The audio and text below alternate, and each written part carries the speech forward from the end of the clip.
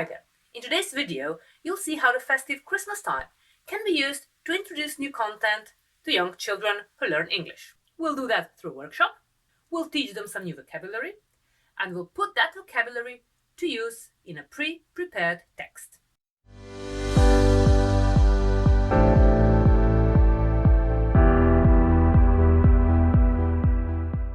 I'm Mia, I'm a teacher, and I run Cool School.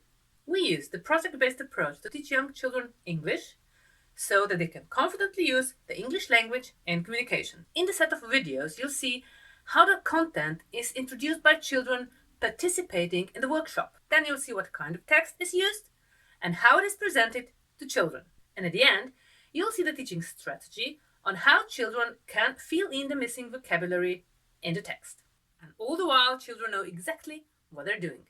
And of course, as a separate attachment, you'll get a text so that you can use it with your kids. So go ahead, subscribe to a Cool School newsletter, and you'll get a free Christmas PBA snippet. And there'll be more, much more to come. If you're already subscribed, then see you in the next video.